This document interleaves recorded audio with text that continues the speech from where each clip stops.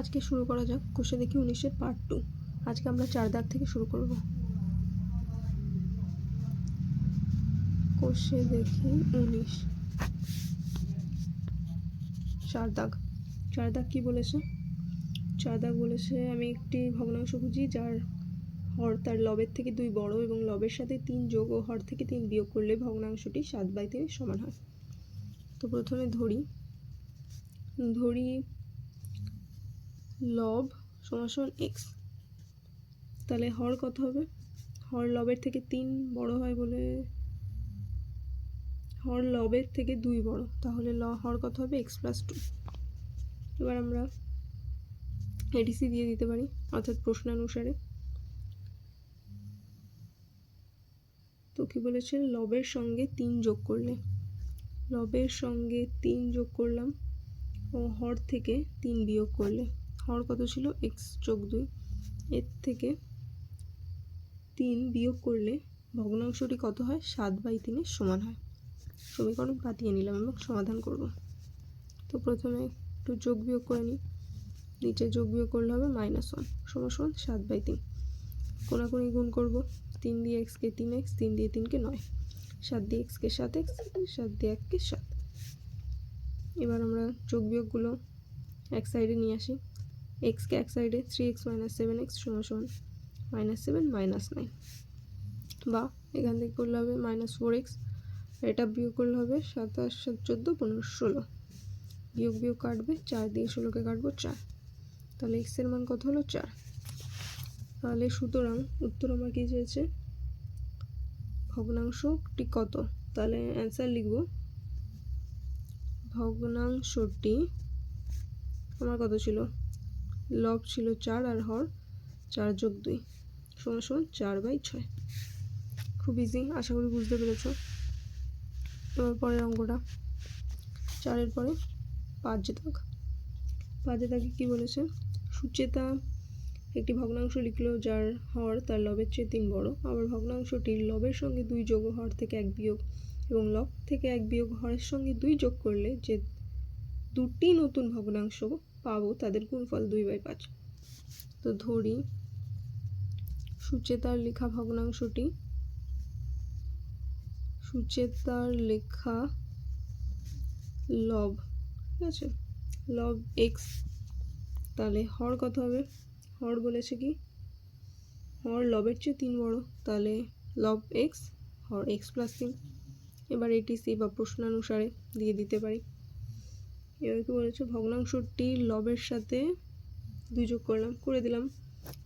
হর কত আমার? x + 3। হর থেকে কত বলেছে? 1 বিয়োগ করলাম। তারপর কি বলেছে? এবং আবার লব থেকে 1 বিয়োগ করলাম ও হরের সঙ্গে 2 যোগ করতে হবে, করলাম। যে নতুন দুটি ভগ্নাংশ পাবো তাদের গুণফল, গুণ দিয়ে দিই, গুণফল 2/5। সমীকরণ পাতিয়ে নিয়েছি। এবার আমরা সমাধান করব। তো আগে একটু যোগ বিয়োগ করে নিই। যোগ বিয়োগ করলে এটা হবে x + 2 গুণ x - 1/x + 5। তো দেখো এটা কেটে যাচ্ছে, 1 হয়ে যাবে। তো বা সমান এখানে 2/5 থাকছে। এবার x - 1 যোগ x + 5 একের সাথে গুণ করলে সেই সংখ্যাটাই বসে যায়, তাই বসিয়ে দিলাম। কোনাগুনি গুণ, 5x - 5 সমান 2x + 5। এইবার এক্সগুলোকে একদিকে নিয়ে আসি। 5x - 2x সমান 5 + 5। এটা বিয়োগ করলে কত হবে? 3x সমান 5 আর 5 = 10। ও সরি, একটু গুণে ভুল গেছে। 2x + 5 দুগুণি কত হয়? 10। তো এখানটায় হবে 5 দুগুণি 10, যোগ করলে হবে 10 আর 5 15। এবার দেখো 3 দিয়ে 15কে কাটবো 5। তো x সমান কত হলো? 5। তো আমরা কত? লব পেয়ে গেলাম। লব পেয়ে গেছি। তাহলে সুচেতার লেখা ভগ্নাংশটা বের করে নিই। সুচেতার লেখা ভগ্নাংশটি হলো, লব আমার 5, হর কত? 5 + 3 সমান 5/8। কমপ্লিট। তো আমরা এবার নেক্সট অঙ্ক চলে যাব। তো এবার আমরা 6 দাগ করব। তো আগে 6 দাগের অঙ্কটা একটু পড়ে নেওয়া যাক। 6 দাগে বলেছে রাজু 2 অঙ্ক বিশিষ্ট একটি সংখ্যা লিখলো যার দশক স্থানীয় অঙ্ক একক স্থানীয় অঙ্কের 3 গুণ এবং অঙ্ক দুটি স্থান বিনিময় করলে যে সংখ্যাটি তৈরি হবে তা মূল সংখ্যাটি থেকে 36 কম। রাজুর লেখা 2 অঙ্ক বিশিষ্ট সংখ্যাটি লিখি। 6 দাগের অঙ্কটা অনেক ইম্পর্টেন্ট, পরীক্ষায় আসার মতো, মনোযোগ দিয়ে করবে সবাই। তো আমরা 6 দাগ শুরু করে দিই। ধরি এককের অঙ্ক x, তাহলে দশকের অঙ্ক কত হবে?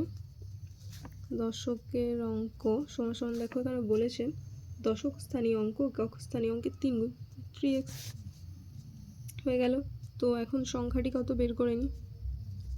সংখ্যাটি সমান সমান দশক স্থানীয় অঙ্কের সাথে আমরা কত জানি 10 গুণ হয়, যোগ একক স্থানীয় অঙ্কের সাথে 1 গুণ হয়। তো আমার সংখ্যাটা কত হলো 30x যোগ x সমান সমান 31x হয়ে গেল। এবার নেক্সট, এবার স্থান বিনিময় করলে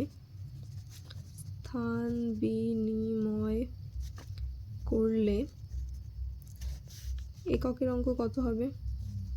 এককের অঙ্ক সমান সমান 3x, দশক একক হবে আর একক দশক হবে, তাহলে দশকের অঙ্ক কত হবে x। তো এখন সংখ্যাটি সমান সমান, এখন সংখ্যাটি কত? দশকের অঙ্কের সাথে 10 গুণ এককের অঙ্কের সাথে 1 গুণ, 10x প্লাস 3x সমান সমান কত হলো 13x। এইবার আমরা লিখব প্রশ্নানুসারে বা এটিসি। কি বলেছে? এই আগেরটার থেকে নতুন সংখ্যাটাকে যদি আমি বাদ দিই তাহলে কত হবে সেটা 36, এটাই চেয়েছে। তো বিয়োগ করি, 8 আর 3 11, 18x সমান সমান 36। x এর মান পেয়ে গেলাম আমরা 2। দেখো x এর মান আমরা পেয়ে গেলাম 2।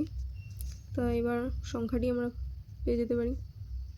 সংখ্যাটি সমান সমান এই যে এইখানে বসিয়ে দেবো 31x সমান সমান 31 গুণ 2 62। খুবই সহজ অঙ্ক, আশা করি বুঝতে পেরেছো এবং 6 দাগ অনেক ইম্পর্টেন্ট, পরীক্ষা আসার মতো।